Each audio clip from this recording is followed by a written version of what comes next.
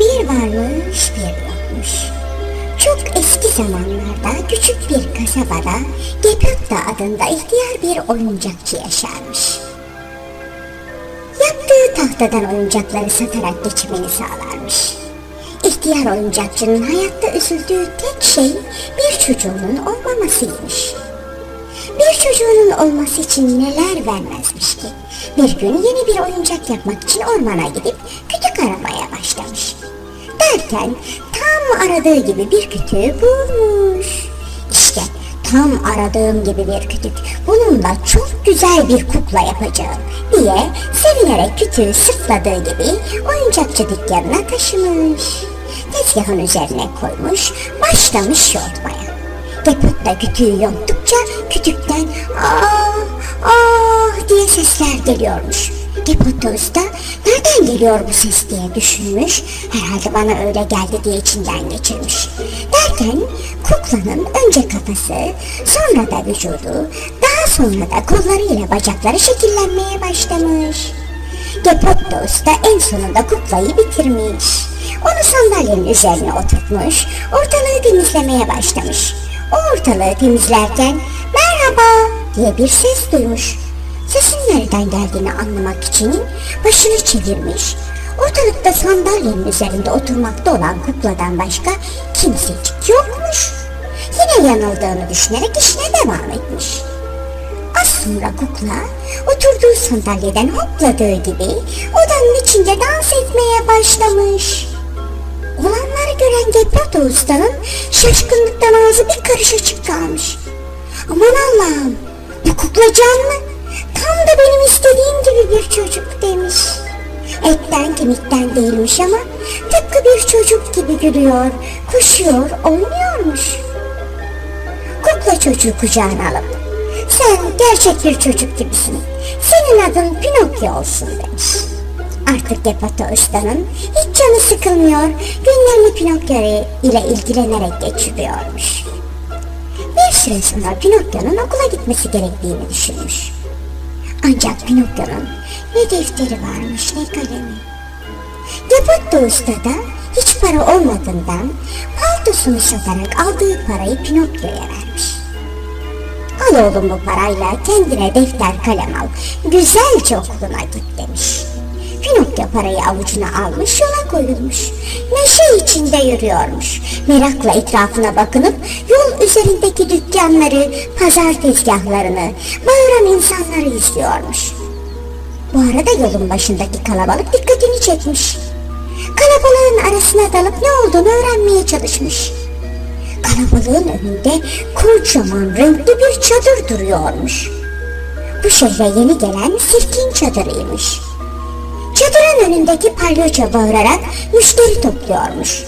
Pinokyo çadırın içerisinde ne olduğunu merak edip kalabalığın arasından geçip çadıra girmek istemiş. Palyaço Pinokyo içeri parasız giremeyeceğini söylemiş. Pinokyo içeride olanları çok merak ettiğinden Gepetto Usta'nın okula gitmesi için verdiği parayı uzatmış. İçeriye girince çadırın ortasına kurulan sahnede oynayan kuklaları görmüş. Hey, bunlar da benim gibi tahtadan diyerek sahneye kuklaların arasına çıkmış. Kuklaları izleyen kalabalık Pinokyo'ya kızmış. Çekil oradan, sahneyi görmemizi engelliyorsun diyerek azarlamışlar Pinokyo'yu. Ancak sahnenin yukarısında kuklalara bağlı olan ipleri tutan sirk sahibi canlı bir kukla gördüğü için çok sevinmiş. Böyle ipleri olmadan hareket edebilen bir kukla bana çok para kazandıracak diye düşünmüş. Oyun biter bitmez Pinokyo'yu yakaladığı gibi kafese kapatmış.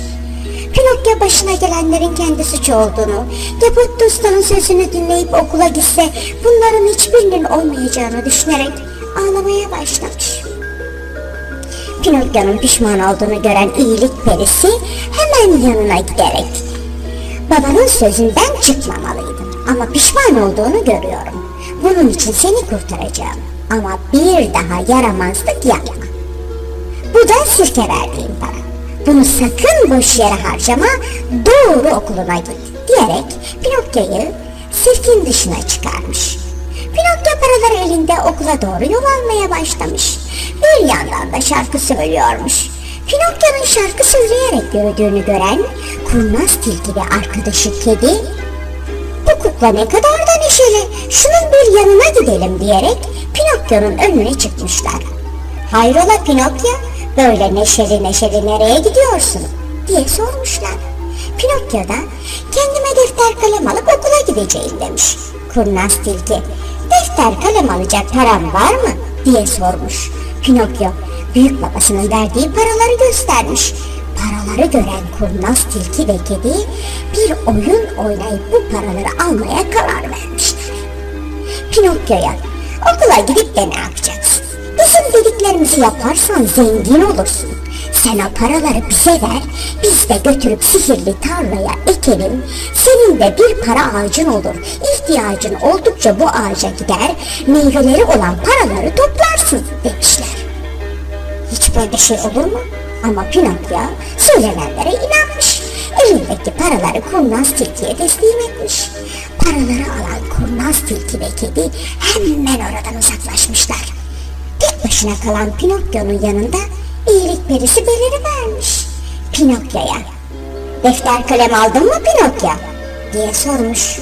Oysa peri paraları kurnaz tilkiye kaptırdığını biliyormuş.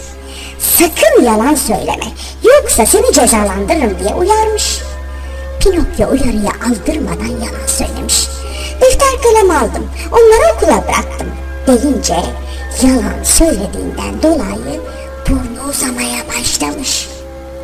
Peri Pinokyo'nun doğru söylemesi gerektiğini söyledikçe Pinokyo başka yalanlar uyduruyor, burnu da uzadıkça uzuyormuş.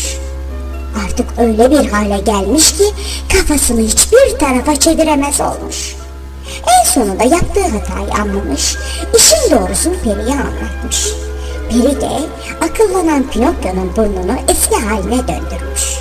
Bir sihir yaparak kurnaz tilkiye kaptırdığı paraların Pinokyo'nun eline geri gelmesini sağlamış.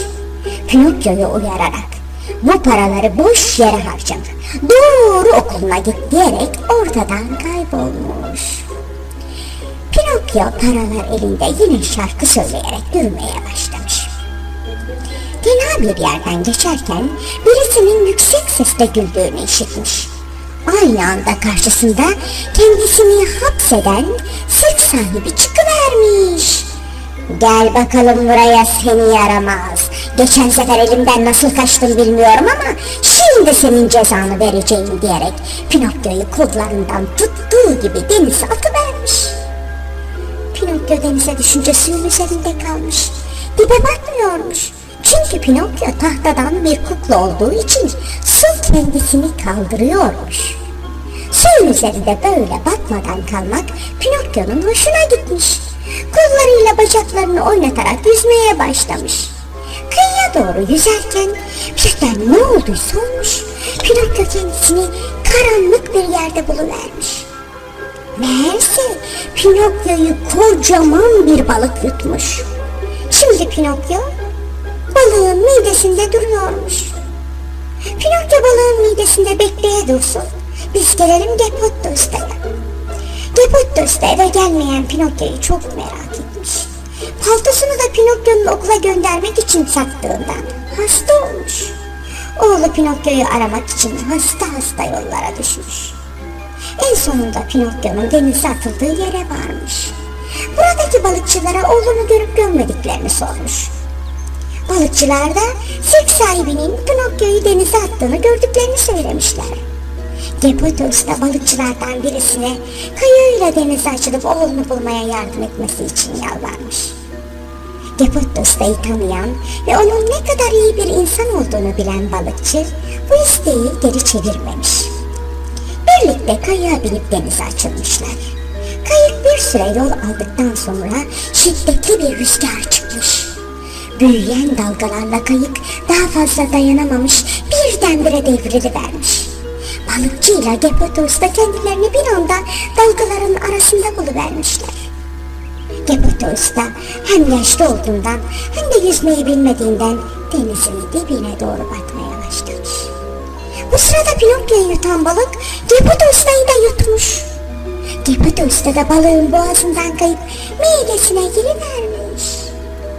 balığın midesinde ağlayan bir çocuğun sesini duymuş.